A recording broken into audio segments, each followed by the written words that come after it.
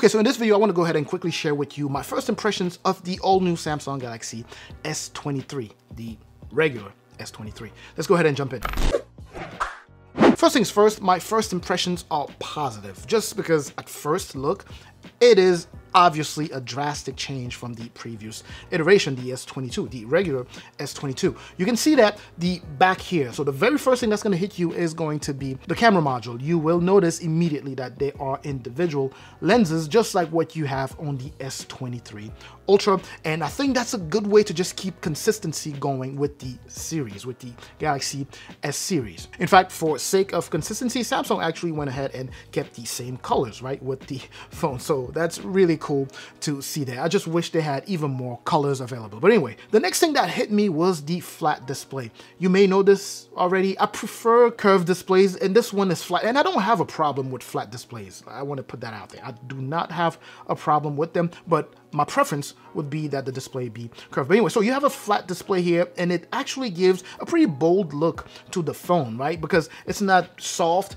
on the edge. And for something this small, it's actually nice to have something that kind of stands out, like a flat display that we have here. The color that I went for here is this lavender. It's pretty cool. Actually looks pretty neat here. Now, other than that, you would get your typical, you know, buttons, right? And ports and all of that good stuff. Nothing crazy really, besides the fact that it is, you know, a pretty different phone when compared to the previous iteration. Now, a lot of, you know, changes took place on the inside, a lot of updates, right? Mainly, or the biggest update here, which is something that I like, is that Snapdragon, the platform. What you have here is a Qualcomm Snapdragon 8 Gen 2, right? So it pretty much, and I should specify, Gen 2 made for Galaxy. So this chipset or this platform was made specifically for this line here. And it's good to see that it's essentially mirroring what you have on the Plus and on the S23 Ultra. A little bit like what they do with the tablets, right? So on the Tab S8, the S8 Plus, and the S8 Ultra, they all have the Snapdragon 8 Gen 1. Next here, let's go ahead and quickly talk about the display. My first impressions of the display here were very positive because it actually really pops. You have to keep in mind that this guy matches, you know, in terms of brightness, it matches what you have with the S23 Ultra, the big boy, 1750 nits. That is pretty bright, especially with something that is not even quite HD plus. I believe it's 1080 by 2340, and it looks very, very good. Now, you're looking at a display that is 6.1 inches, right? So the fact that it's a smaller display makes it, you know, so that the PPI is very dense, right? So everything, all the pixels are very compact, making it, you know, offer these very sharp images. I like it very much. Also, it's a dynamic AMOLED display, and as you know, Samsung is top notch when it comes down to making these amazing displays. So far, very positive, or my impressions are very positive on this phone. I'm actually very close to start recommending this, you know, just a blanket recommendation if you want a flagship phone.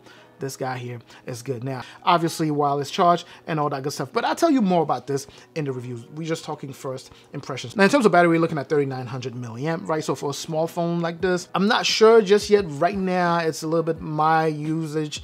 It's out of whack, so it's not gonna figure it out until the next few days, but it definitely will guarantee you at least a full day and some change in terms of battery life, depending on how you use your battery. But I'm pretty sure it's gonna be more than that.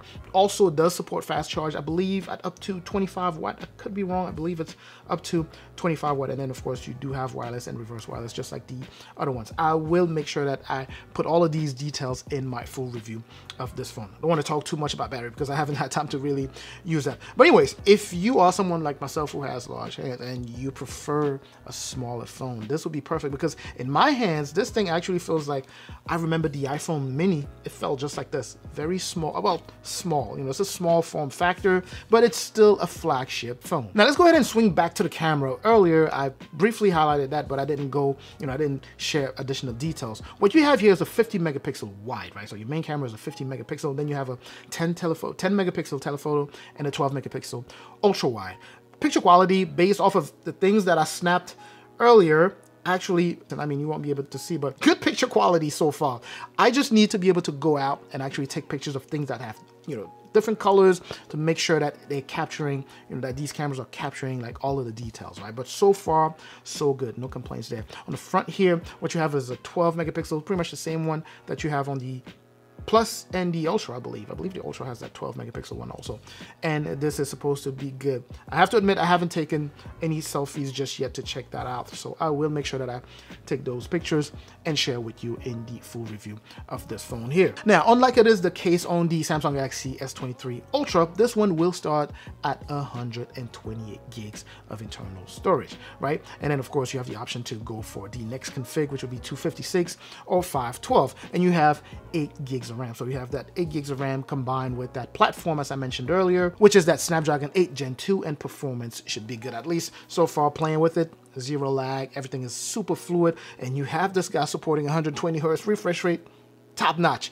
Very, very good experience so far. Well, I think this is a good time to stop. This is not meant to be a very long video because it's just my first impressions video, right? So if you have any questions as I continue to test these phones over the next, few days and weeks and months or so, let me know what you would like to see, right? Even if I drop the full review video on this and you want me to test something else, just let me know. I'm going to be making videos on these for a long time, just like I do with everything else. So make sure to put those in the comment section where I will catch you so we can have that little interaction going. Now, I'm hoping that this was informative. Please don't forget to like, of course, subscribe if you haven't done so already. Make sure to subscribe, share the video if you know anyone who'll be interested or who is in the market for a flagship phone or this phone specifically. I'm going to catch you in the next video also. Up until that next video, of course, as always, stay safe out there.